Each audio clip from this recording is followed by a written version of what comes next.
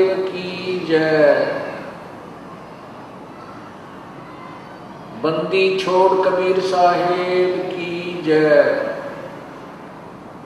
बंदी छोड़ गरीबदास जी महाराज की जय। स्वामी रामदेवानंद जी गुरु महाराज की जय।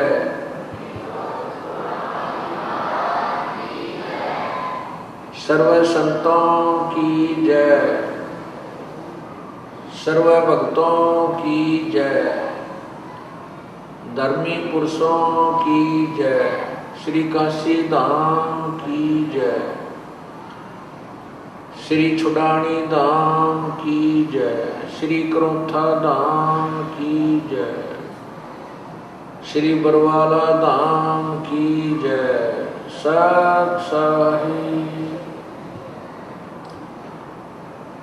ग्रीव नमो नमो सतपुरुष को नमस्कार गुरु की नहीं सुर नर मुनि जन साधु संतों सर्वस दीन ही सतगुरु साहिब संत सब दंडोतम प्रणाम।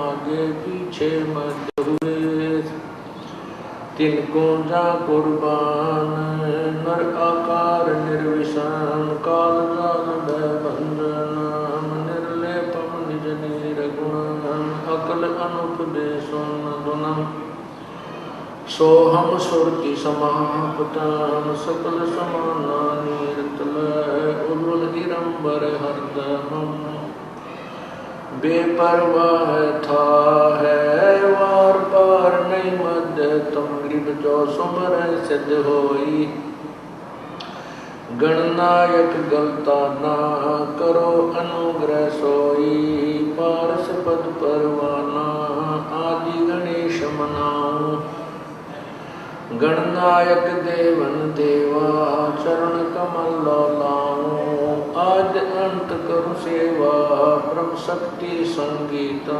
रिद्धि सिद्धि दाता सोई अविगत गुण अतीत सत्य पुरुष निर्मोही जगदम्बा जगदीशम मंगल रूप मुरारी तन्मन अर्पो शीशम भक्ति मुक्ति भंडारी सुर नर मुनि जन ध्यान ब्रह्मा विष्णु महेशा शेष सहस मुख गावे पूजय आदि गणेशा इंद्र कुबेर शरीखा वरुण धर्म राय ध्यान समर्थ जीवन जी का मन इच्छा फल पावे 33 कोटि अतारा धाम से 88 उतर बहुजल पारा कट है युग की फांसी 33 कोटि अधारा धाम से 88 उतर बहुजल पारा कट है युग की फांसी।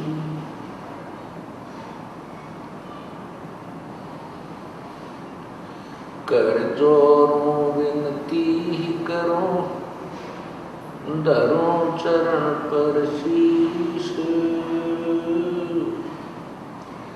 गुरु राम देवानंद जी महाराज ने दिया ज्ञान नाम बख्शीश कोटि कोटि सिजदा करूं कोटि कोटि प्रणाम चरण कमल में आखियों में बंदी जान गुलाम। अब गुण किए तो बहुत किए करत न मानी आर भावे बंदा बख्श दियो भावे गर्दन मारी। अब गुण किए तो बहुत किए करत न मानी यार भावे बंदा बख्श दियो भावे गर्दन उतार। अवगुण मेरे बाप जी, बख्शो गरीब निवाज। जो मैं पूत कपूत हूँ, मोर पिता कौन।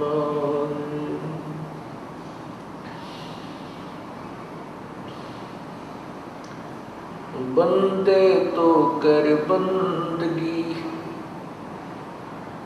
जे चावे दीदार। अवसर मानुष जन्म का, मिले न बारंबार। मानुष जन्म पाके, नहीं रटे हरि नाम। जैसे कुआ जल बिना, बनवाया किस काम। कबीर हरि की भक्ति करो, तज विषयों रस चोजे। बार बार ना पाओगे ये, मनुष्य जन्म की मौज। मानुष जन्म दुर्लभ है, ये मिले न बारंबार। तरवर से पत्ता टूट गिरे वो, बहुर न लगता डारी। वो पृथ्वी पति चकवे गए, जिनके चक्र चलते। रावण सरीखे कौन गिने, ऐसे गए अनंते। लौट सको तो लूटियो, राम नाम की लूटे। पीछे फिर पछताओगे, प्राण जहांगे छूटे। नहीं भरोसा देखा, ये विनस जावे छिन माही। श्वास उश्वास में नाम जपो, और यतन कछु नाही। श्वास उश्वास में नाम जपो, व्यर्था श्वास मत खो। न जाने इस श्वास को, आवण हो क न हो।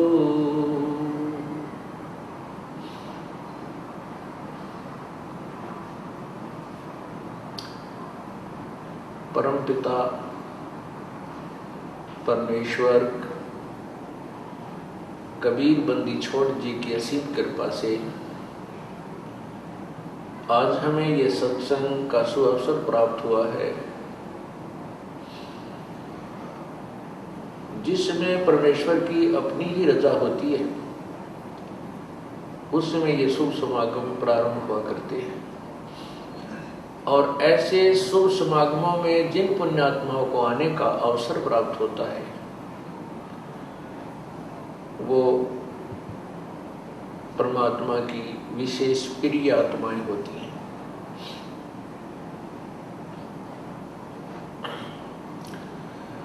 आज ये सत्संग का प्रोग्राम, आज ये सत्संग समागम किस उपलक्ष्य में हो रहा है, सबसे पहले ये बताना आवश्यक है।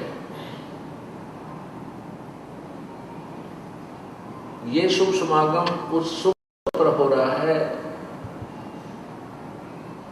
जो शुभ दिन हमें प्राप्त हुआ, जिस दिन पूर्ण परमात्मा अपने सत्यलोक से चलकर इस काल के लोक में आए थे और उन्होंने आकर के इस काल के द्वारा उलझाए हुए तत्व ज्ञान को स्वयं ही प्रकट किया था।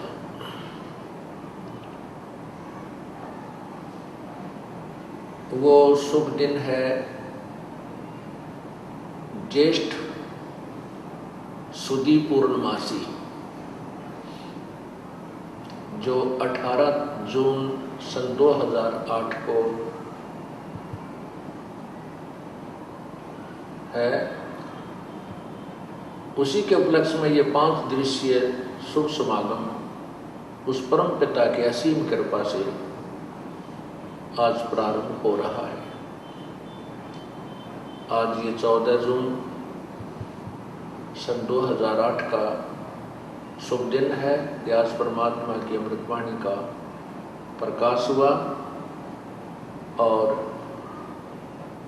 प्रभु की महिमा का गुणगान किया जाएगा।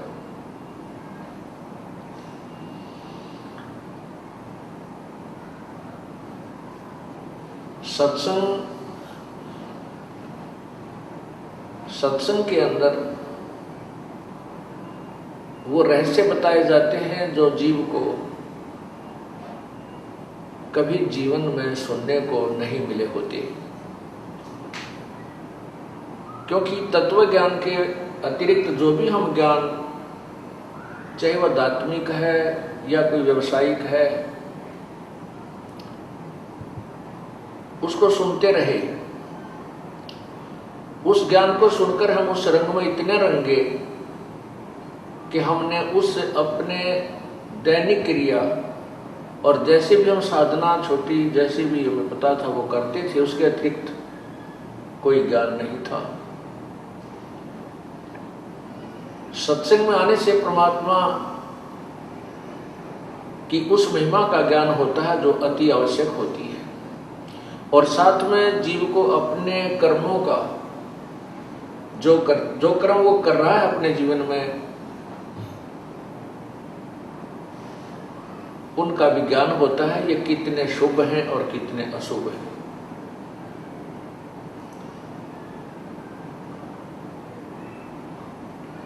सत्संग में आने से जीव को ज्ञान होता है तू कौन है और कहां से तू आया था और कितने दिन का तू मेहमान है।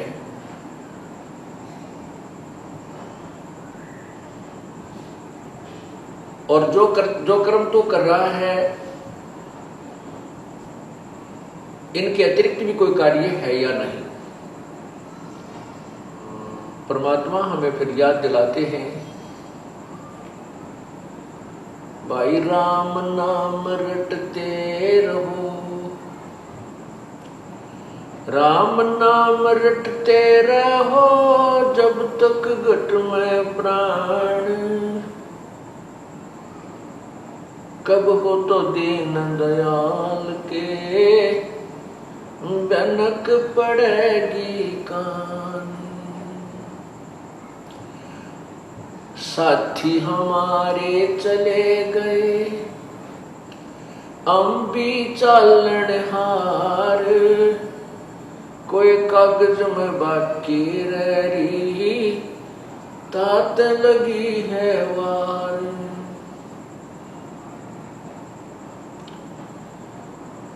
कबीर पतझड़ आवत देख कर बन रोवे मन माही, जो ऊंची टहनी पात थे अब पीले हो जान।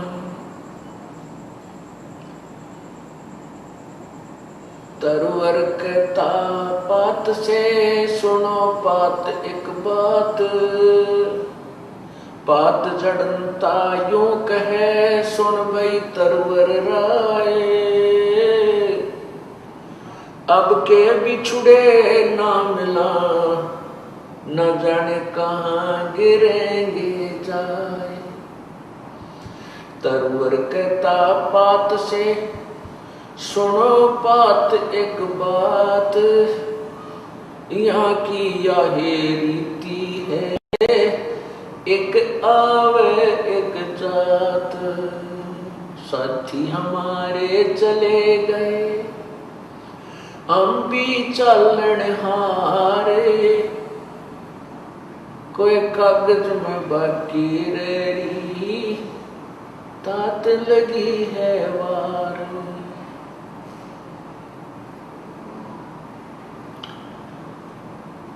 परमपिता परमात्मा पूर्ण ब्रह्म सारी सृष्टि के रचनहार कबीर परमेश्वर जी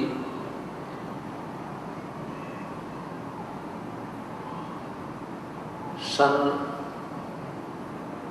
1398 विक्रमी संवत 1455 ज्येष्ठ सदी पूर्णमासी को सशरीर आकर के कमल के फूल पर प्रकट हुए थे। एक नवजात शिशु का रूप धारण किया था।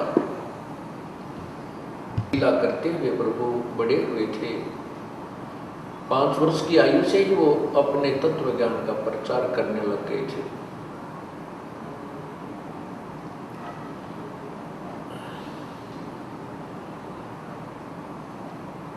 सबसे पहले सत्संग में इस जीवात्मा को ये याद दिलाया जाता है कि तू यहाँ का रहने वाला नहीं है। जिस संतान व संपत्ति को तू अपना मानता है ये तेरी नहीं है। परमात्मा ने हमें याद दिलाया था अपने तत्व ज्ञान के आधार से, काया तेरी है नहीं ये माया कहाँ से हो, चरण कमल में ध्यान रखो, इन दोनों को खो।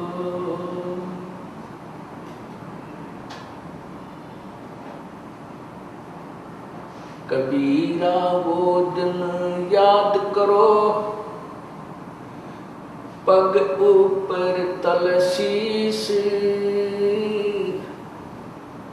मर्त मंडल में आके तो भूल गया जगदीश। पुण्यात्मा, जब तक हमें ज्ञान नहीं होता तो हम निर्भय रहते हैं, डरते नहीं। ना पाप का डर, ना मृत्यु का डर। जैसे अबोध बच्चा होता है, वो बालक बिजली के नंगे तार को छू लेता है, पकड़ लेता है, जहां से स्पार्किंग होकर, और उसमें आतिशबाजी हो रही होती है। उसको अच्छी वस्तु जानकर उसको भी छू लेता है और अपनी जान से हाथ धो बैठता है। बच्चा जब बड़ा हो जाता है उसको बताया जाता है कि ये बिजली है, ये बहुत भयंकर है, इसके नंगे तार को हाथ नहीं लगाना चाहिए, नंगे तार से छूने से ये मार डालती है, मृत्यु को प्राप्त हो जाता है प्राणी।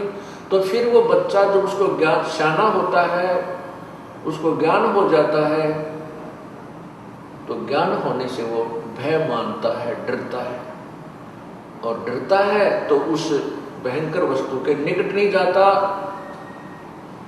जो उसकी मौत का कारण बन जाती है। ठीक इसी प्रकार जब हम सत्संग में आते हैं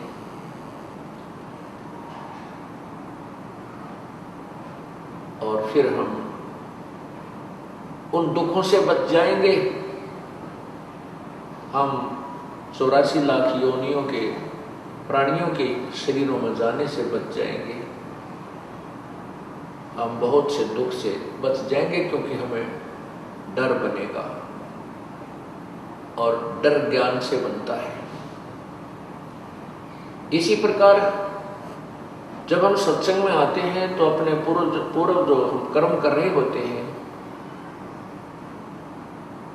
वो हमें ही फिर डराने लग जाते हैं कि ये तो बहुत पाप कर दिया, मैंने तो बहुत जुल्म किया है।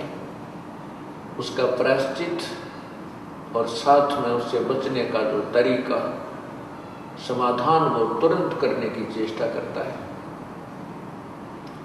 ये ज्ञान आपको फिर सत्संग से ही होता है। सत्संग के अंदर बताया जाता है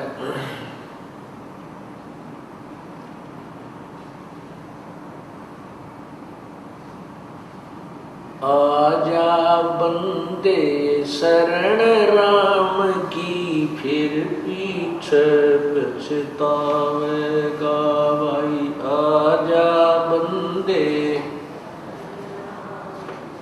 फिर पीछे पछतावेगा भाई। आजा बंदे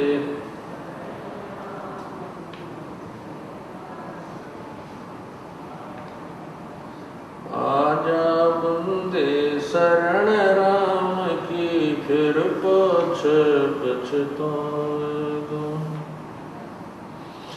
बालू की बीत पवन का खंबा, कब लग खैर मनावेगा। बालू की बीत पवन का खंबा, कब लग खैर मनावेगा। काल बली तेरे सिर पे बैठा, भुजा पकड़ ले जावे। काल बली तेरे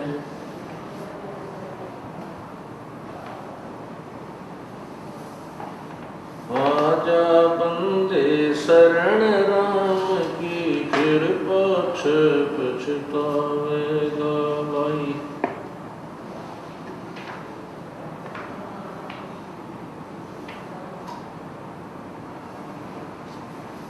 आजा बंदे शरण राम की,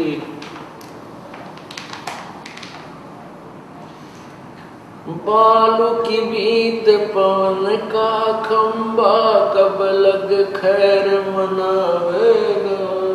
बालू की बीत पवन का कब लग खैर मनावेगा। आजम तेरे घट न घेर, तू राम कर्ण ना पावे। आजम तेरे घट न घेर, तू राम कर्ण ना पावेगा भाई। आजा बंदे फिर पाछे पछता। काल बली तेरे सिर पे बैठा, भुजा पकड़ ले जावेगा। काल बली तेरे पीछे पकड़ ले जावेगा। मात पिता तेरा कुटुंब कबीला, सारा खड़ा लखावे। मात पिता तेरा कुटुंब कबीला, सारा खड़ा लखावेगा भाई। आजा बंदे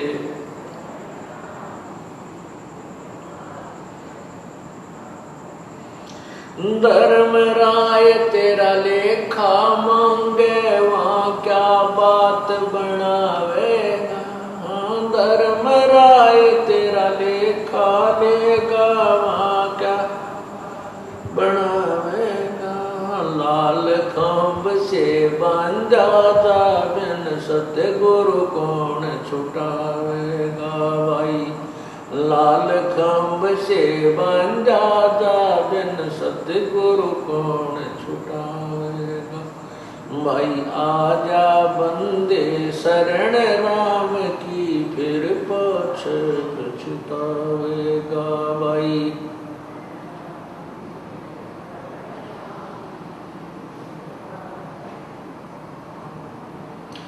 दिया लिया तेरे संग चलेगा, दरिया क्या रह जाएगा। दिया लिया तेरे संग चलेगा, दरिया क्या रह जाएगा। कहे कबीर सुनो भाई साधो, करनी के फल पावेगा। हाँ कहे कबीर सुनो भाई साधो, करनी के फल पावेगा भाई। आजा बंदे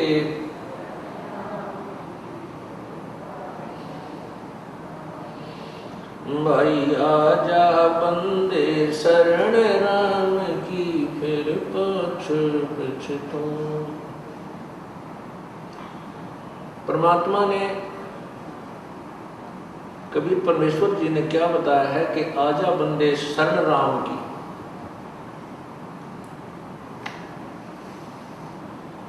फिर पीछे पछतावेगा। परमात्मा जब इस काल के लोक में, इस मृत लोक में आते हैं, वे स्वयं ही संत की भूमिका करते हैं, स्वयं ही एक भक्त की वास्तविक भूमिका करते हैं। अपने ही डबल रोल ट्रिपल रोल बनाकर परमात्मा हमें शिक्षा देते हैं। स्वयं ही कह रहे हैं कि आजा बंदे शरण राम की, परमात्मा की भक्ति में लग जा तू, नहीं तो फिर पीछे पछताएगा।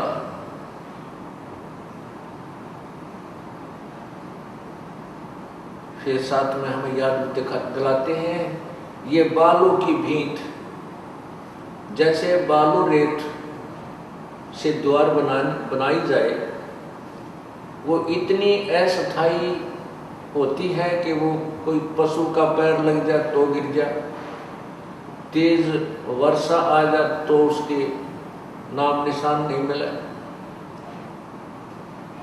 तेज हवा से वो भी डिस्टर्ब हो जाती है, नष्ट हो जाती है। इसी प्रकार हमारा ये शरीर 5 तत्वों से बना हुआ पुतला है, इसका पता नहीं किस कारण से अंत हो जावे।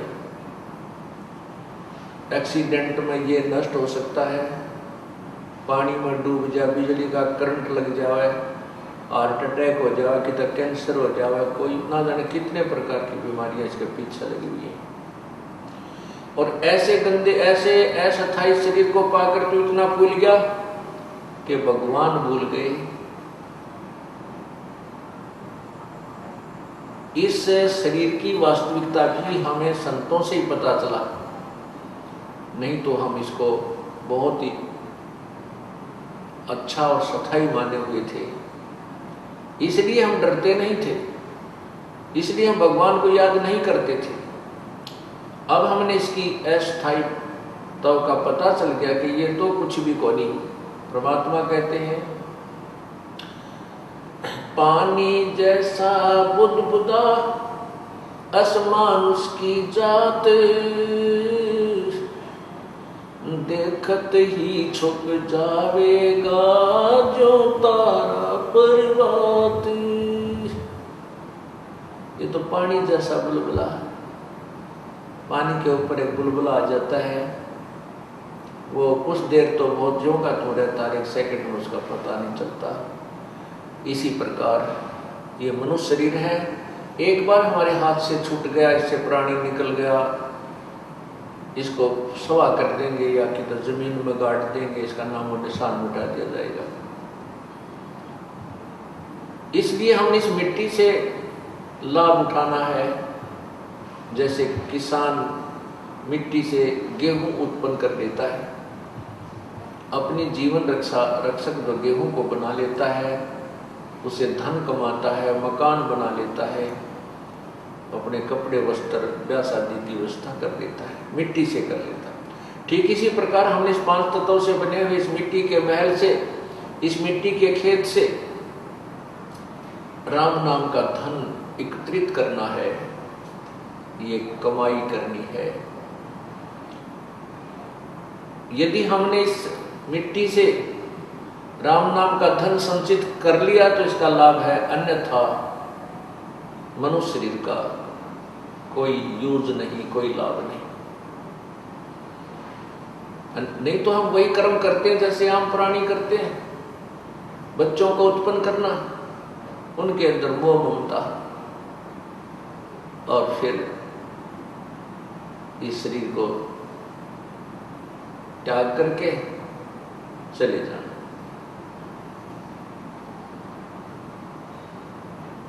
इसलिए परमात्मा हमें याद दिला रहे हैं, ये बालू की भींत, ये आपका जो शरीर है ये ऐसा जैसे बालू रेत की बनी हुई एक दीवार को, जो बिल्कुल अस्थायी जिसका कोई भरोसा नहीं कब और किस कारण से नष्ट हो जावे, ऐसे शरीर, ऐसा शरीर है। और फिर कहते हैं इस मिट्टी से बने हुए शरीर की तो कब तक खैर मनावेगा, कब तक शुक्र मनावेगा। बीमार हो गया, कोई इंजेक्शन लगा दिया, राहत मिल गई, कैंसर होगी, डॉक्टर भी हाथ खड़े कर जाते हैं, भाई अब तो ये मृत्यु को प्राप्त होगा ही होगा। तो परमात्मा कहते हैं मान लीजिए 100 वर्ष भी रह गया तो भी अंत होना इसका,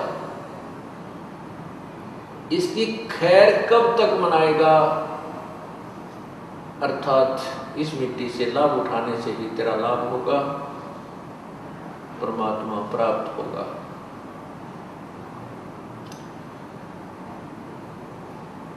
जो व्यक्ति भगवान नहीं बचते, परमात्मा को याद नहीं करते, जब तक उनके पूर्व जन्म के संस्कार होते हैं,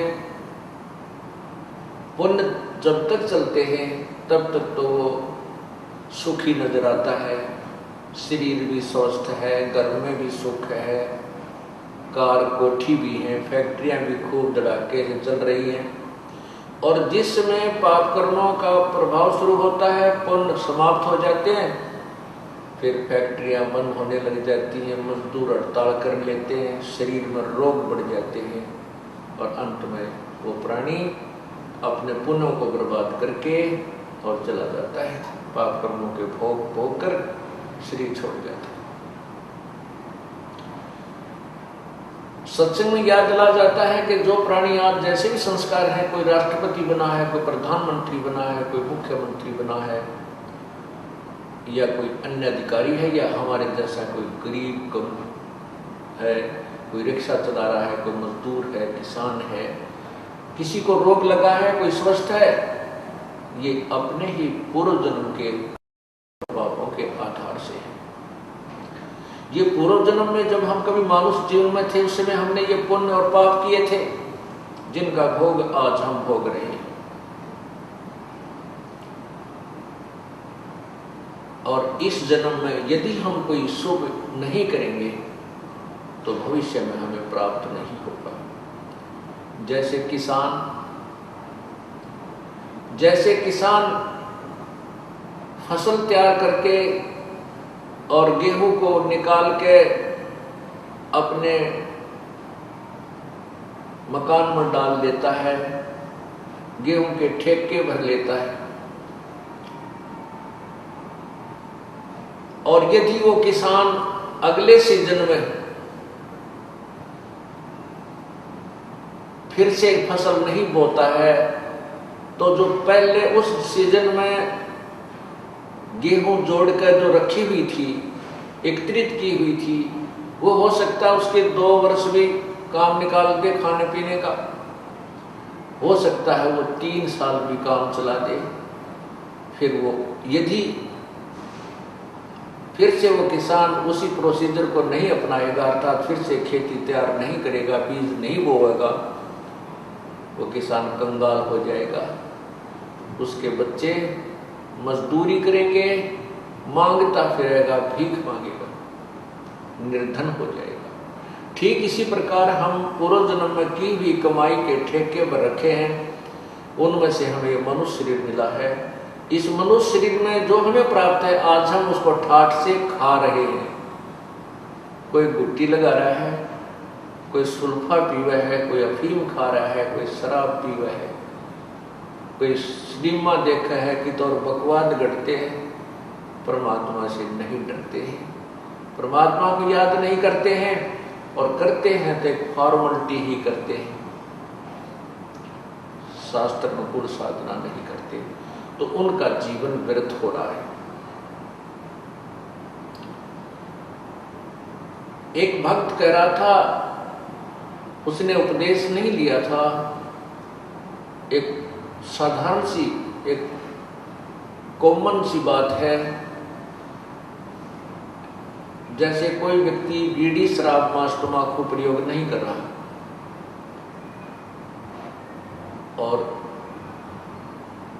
हमारे साथ बहुत से भक्तों के साथ वार्ता हुई, तो वो कहते हैं जी हम तो ना शराब पीता हूँ, ना मांस खाता हूँ, ना कोई और चोरी ठगी करता हूँ, अपना ईमानदारी से कार्य करते हैं और ठीक गुजारा चल रहा है। मुझे नाम लेने की कोई आवश्यकता नहीं, मैं तो वैसे ही नाम लिए बराबर हूँ। तो उसको फिर समझाया जाता है कि हे भोली आत्मा, जो अवगुण आप नहीं कर रही ये तो मनुष्य जीवन का प्रथम कर्तव्य है, और जो ये पाप भी, ये बुराइयां भी कर रहे हैं वो तो और ज्यादा पाप के भागी बन रहे हैं।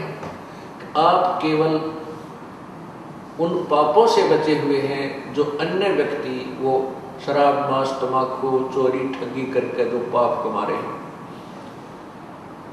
लेकिन जीवन आपका भी इनकम्प्लीट है, मनुष्य जीवन का कर्तव्य आपका पूर्ण नहीं है। जैसे 1 एकड़ जमीन में घास फूस, झाड़, बोझड़े, कांटेदार झाड़ियां खड़ी है, और उसके साथ वाले एकड़ में, साथ वाले किले में, खेत में किसान ने खूब अच्छी तरह संभाल रखा है, उसमें कोई झाड़ नहीं, कोई कांटेदार झाड़ी नहीं, वो बिल्कुल बोने योग्य करके छोड़ दिया, और बीज उसमें बीजा नहीं, तो क्या लाभ हुआ? जैसा वो झाड़ जनखाड़, कांटेदार झाड़ियां जिसमें कबाड़ उगा पड़ा है, उस खेत में और बाहे संवारे खेत में कोई अंतर नहीं है, यदि उस बाहे संवारे खेत में बीज नहीं बीजा जाता। ठीक इसी प्रकार जो पुण्यात्मा बुराई नहीं करते वो तो समराया खेत है, वो तो वैसे ही पुण्यात्मा है, राम नाम लेते ही उसकी तो बहुत अच्छी श्रद्धा बन जाएगी। और जो बुराइयां करता है उसको साफ किया जाता है। जिस प्रकार किसान कितना ही खराब खेत हो उसको कस्सी से, हल से, ट्रैक्टर से उसको कवाड़ियां दे काट पीट के उसके सारे घास उस अड़ंगे ने, कुबाड़ ने, खरपतवार ने काट के और निर्मल कर लेता है, साफ कर लेता है, फिर बाव और फिर बीज देता है। जो पुण्यात्मा बुराई नहीं करते वो तो और अच्छी आत्माएं हैं, और जो बुराई करते हैं और सत्संग में आ जाते हैं, फिर सत्संग वचन सुनकर वो भी साफ हो जाते हैं, दोनों बराबर हो गए। रही बात उन पापों की जो पाप उसने कर लिए, जो बुराई करता था, चोरी करता था, ठगी करता था, बीड़ी शराब मांस तम्बाकू पी कर पाप इकट्ठे करता था, और दूसरे ने पाप किए नहीं। अब जिसने पाप किए उसका समाधान है परमात्मा के मंत्र में शक्ति है। जब ही नाम हृदय धरो भयो पाप को नाश, मानो चिन्ह अग्नि की भाई पड़े पुराने घास।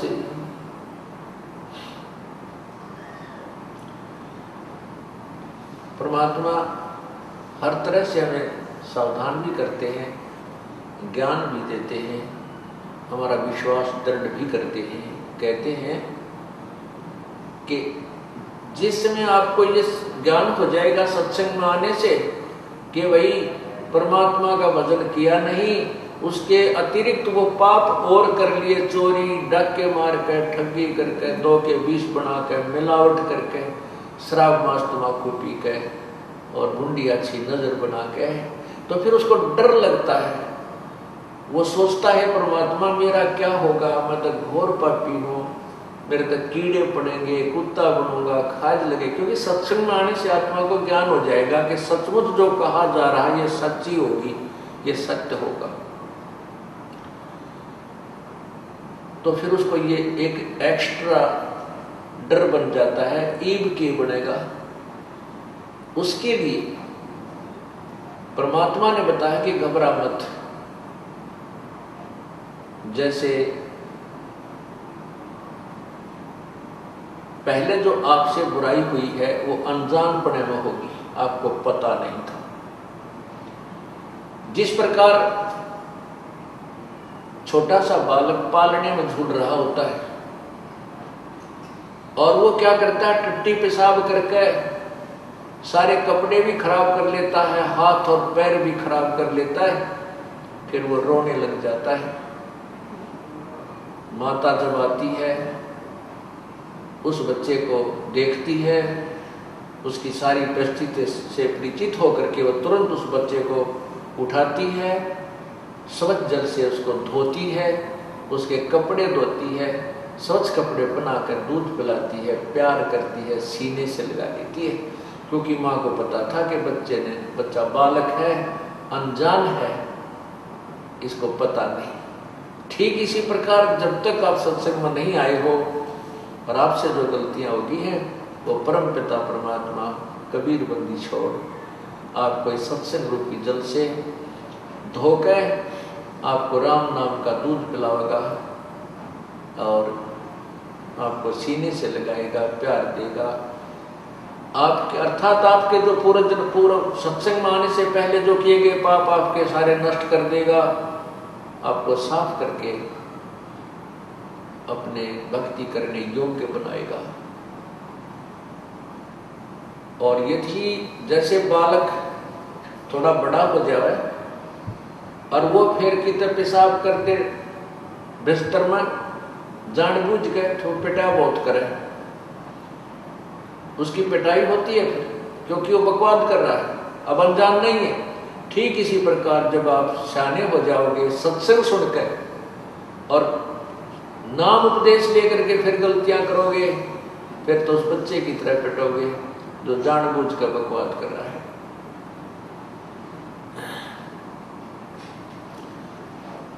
परमात्मा कहते हैं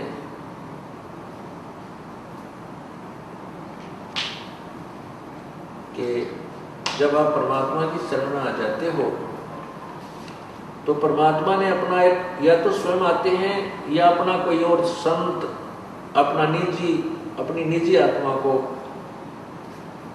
यहाँ भेजते हैं अपने बच्चों को संभालने के लिए। जैसे इस दास की ड्यूटी लगा रखी है,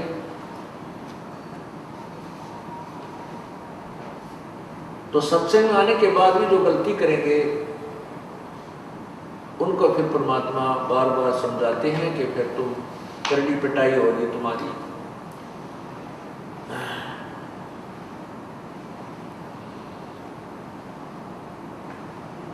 और फिर उसको जागृत करते हैं, भाई मानत ना मन मोरा साधो, मानत ना मन मोरा रे, बार बार मैं ये समझाऊं जग में जीवन थोड़ा रे, बार बार मैं ये समझाऊं जग में जीवन थोड़ा रे, मानत ना मन मोरा साधो,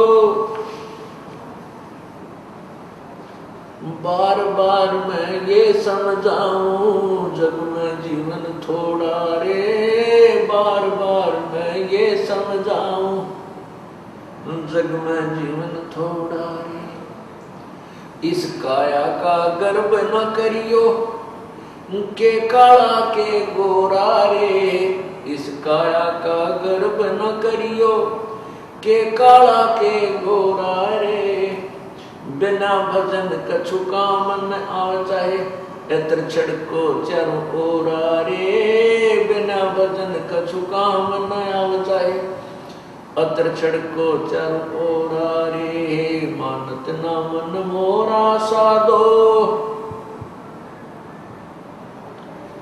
बार बार मैं ये समझाऊं जग में जीवन थोड़ा रे, बार बार मैं ये समझाऊं जग में जीवन थोड़ा रे। इस माया का गर्व न करियो के हाथी क्या घोड़ा रे, इस माया का गर्व न करियो क्या हाथी क्या घोड़ा रे, जोड़ जोड़ धन बहुत बटोरा लाखों और करोड़ा रे, जोड़ जोड़ धन बहुत बटोरा लाखों और करोड़ा रे, मानत ना मन मोरा साधो,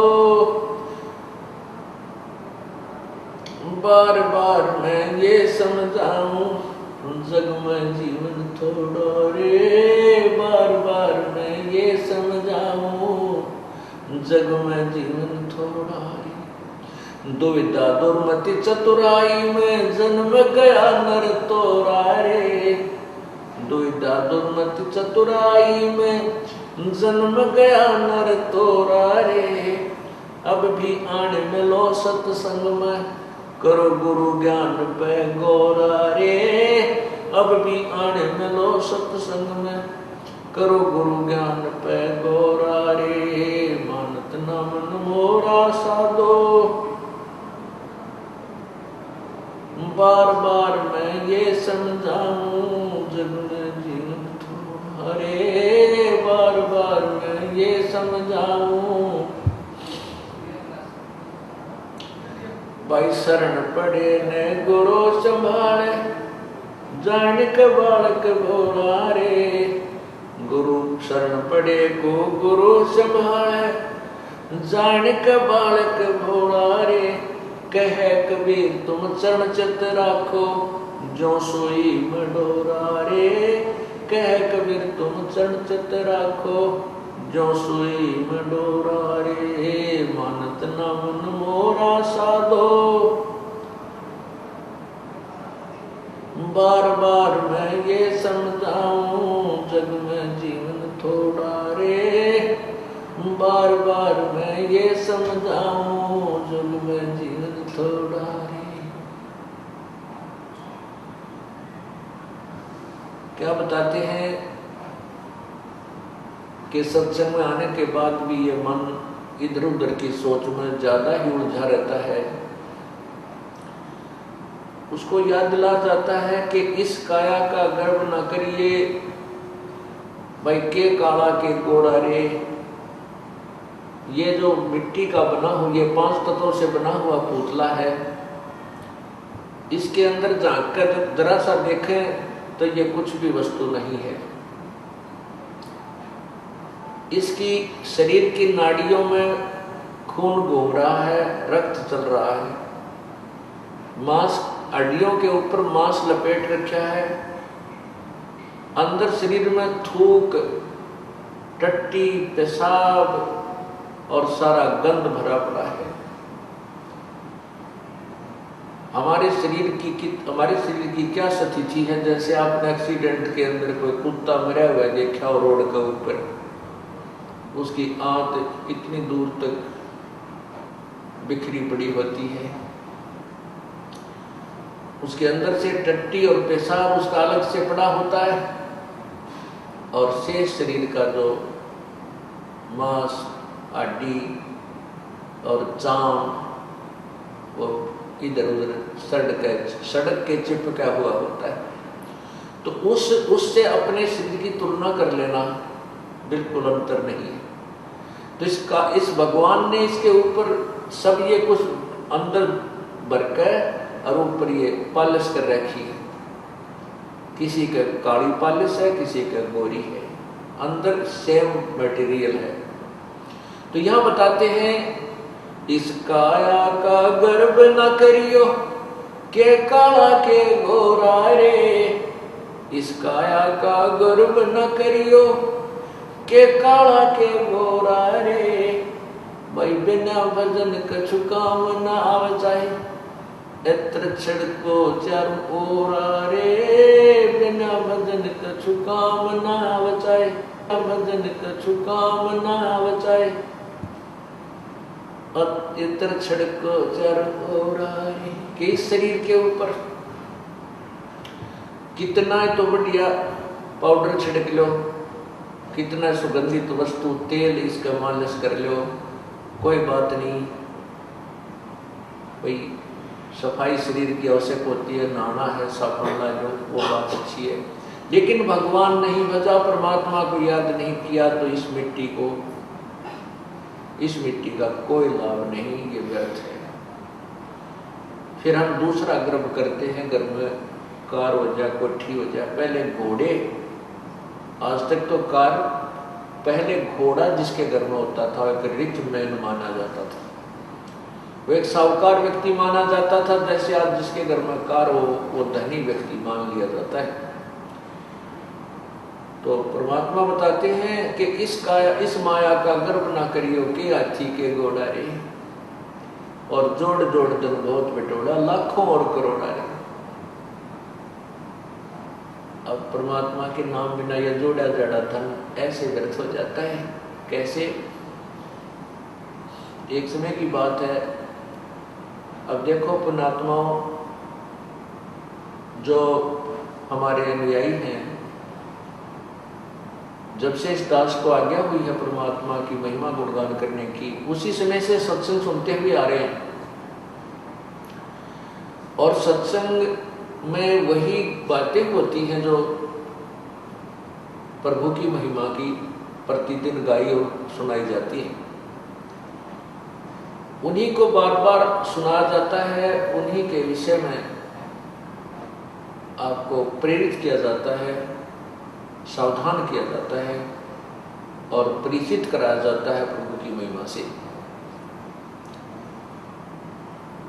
तो आपको प्रति बार, जितनी बार भी आप सत्संग सुनते हो और परमात्मा की महिमा कथाओं के माध्यम से सुनाई जाती है, यदि आपको वो अच्छी लगती है तो आप बहुत ही अच्छी भक्ति कर रहे हो, आपके अंदर परमात्मा की चाह है।